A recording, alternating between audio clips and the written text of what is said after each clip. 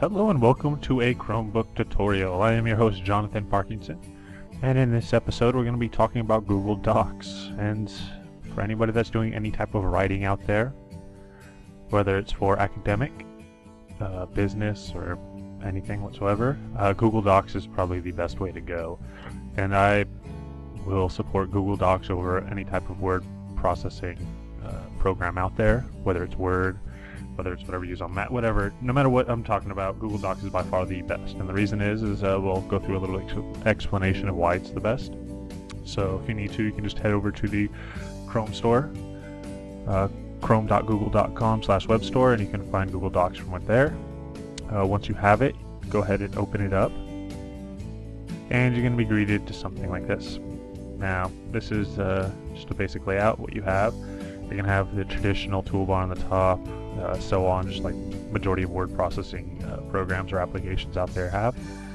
What's different about this is really of how it's integrated with the web. And why that's so important is because words are constantly changing, new last names become important, and the dictionary that a lot of the other word processing programs or applications have aren't quite up to date with the same type of features as Google Docs has, and that's obviously because Google has their search engine tied into it. I'm going to type in TechSmith, which is the company that is developed Snagit, which is this right here, which is the whole reason I'm doing this video, or sorry, it's how I'm doing this video. The example of this though is if you highlight something like this and you go up to the link button, or you can right click and click link, you're going to notice how it quickly links you to their website. Now, if you don't like the links that are, there's an option here, you can always paste your own link into it, or you can go directly in and start searching for a link and find the link that's going to work best for you, and then you just come in here and click your insert link. So it makes finding links extremely quick, extremely fast, so you don't have to sit here and have a whole nother tab, type in TechSmith, make sure you verify the link is correct, so go ahead and highlight, copy it, come back over here, and then go into your link and then submit that way. It's all about speed. Another great thing is if I type in something, let's just say Google, and I don't know what Google is, you can always go to it, right click it, and define Google. So it'll define Google, bring up a definition of it through the dictionary, and also I can research it. And what research does is it's pretty much just like the way a typical Google search would work. So if you go to google.com and search hard and type in Google, you're going to come up with something similar to this. As well, it's going to have my personal results, which is inside my Google Drive, and I can kind of link back to those. I can cite it, you can do all that type of stuff. So this is just really, really nice and easy, especially if you have multiple pages and you're working on a report. You can get in between everything a lot quicker and smoother. Formats, so you can have all your traditional formatting. Insert, if you want to insert an image, which will insert a quick image here. We'll choose an image to upload. First image that I can see will be this right here. Today, Junior. Alright, so now that it's uploaded, you can highlight it, wrap your text so the text wraps around it, adjust it how big you want the picture to be. You can also take this little right here and you can rotate it if you want to rotate it, make a nice little kind of look to it.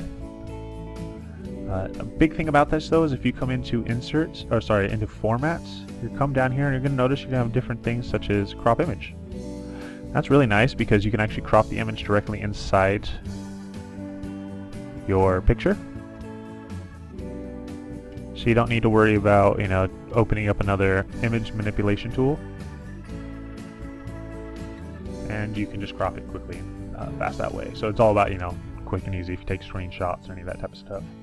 Another great thing is all about translate, if you're trying to translate your entire document. So since we only have the word Google in here, we'll go into translate document and we'll select the language. We'll go to Arabic, why not, translate,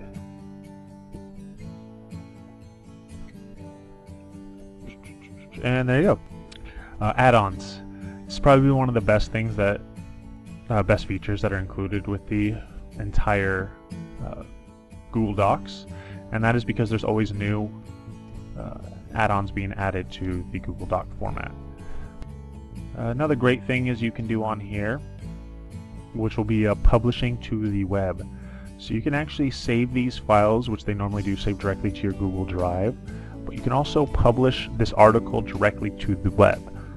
I have my personal website. It's actually linked into my Google Drive, so I store all my articles in a folder, and then I share that folder's link, and then I tie that link to a link in my navigation bar within my website, and for my visitors to come navigate to and see my articles.